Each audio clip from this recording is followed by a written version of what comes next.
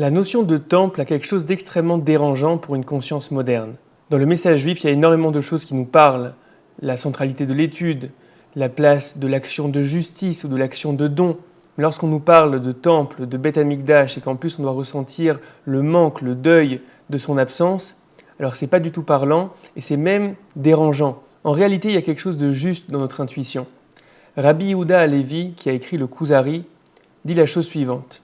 Il dit vouloir comprendre ce qui se passait au temple, c'est comme essayer d'expliquer à un enfant la relation corporelle entre un homme et une femme. L'enfant est incapable de ressentir cette chose-là de l'intérieur. C'est pas encore le moment, les canaux sont pas encore ouverts et il n'y a pas encore la capacité de comprendre qu'il peut y avoir de l'amour qui va s'exprimer par le corps. De la même manière, nous sommes nous aussi insensibles à ce qui s'exprimait dans le rapport qu'avait l'homme à ce service, dans le rapport qu'avait l'homme au temple. On n'arrive pas à comprendre comment une volonté d'élévation pouvait s'exprimer par des sacrifices, par amener du végétal, amener du minéral, aller dans un lieu spécifique. C'est quelque chose dont on n'a plus la sensibilité.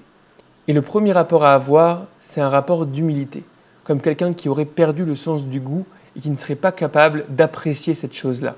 Essayons peut-être de voir comment dans notre univers et dans nos consciences, on peut quand même essayer de ressentir un certain manque et une certaine absence du temple. La première idée, c'est la notion de centre. Toute société et toute vie humaine gravitent autour de centres, autour de moments d'apogée. Qu'est-ce qui nous rassemble en tant que société ? Si on regarde dans nos sociétés actuelles, on peut voir que les moments d'apogée, les moments de climax, ça va souvent être les grands concours sportifs ou des moments de divertissement comme des concerts, etc. Et là, on nous propose un autre modèle. 3 fois par an, ce qui va rassembler le peuple, c'est justement une volonté d'élévation, une volonté de se rapprocher d'un autre éclairage, d'une autre lumière qui se trouve dans ce temple. Donc la première chose qui peut nous manquer, c'est retrouver un centre. Faire que ce qui nous rassemble en tant que société, ce ne soit pas uniquement l'Eurovision, mais quelque chose qui fasse écho à des choses un peu plus élevées en nous. La deuxième chose qui pourrait nous manquer malgré notre insensibilité, c'est le fait qu'on ressent tous que parfois notre personnalité est bouchée, un peu grise. On n'arrive pas à s'ouvrir, on n'arrive pas à ressentir des choses qui sont élevées en nous. Et par contre, il y a des moments où au contraire, c'est des moments de clairvoyance, des moments d'ouverture, des moments où on ressent des soifs qu'on ne ressentait pas jusqu'à maintenant.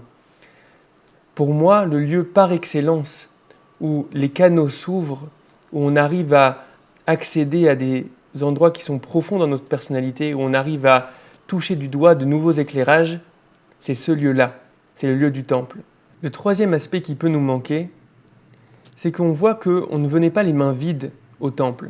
On venait en apportant un élément animal ou un élément végétal qui était en notre propriété. On amenait quelque chose de nous, de l'ordre de l'animal ou de l'ordre du végétal. C'est-à-dire que c'est justement dans le lieu où tous les canaux s'ouvrent, où on a accès à un nouvel éclairage, qu'on va amener les aspects qui sont peut-être les moins clairs, les plus troubles qu'on a en nous. Et voir ce en quoi cet éclairage-là peut arriver à raffiner aussi ces aspects-là qui sont en nous.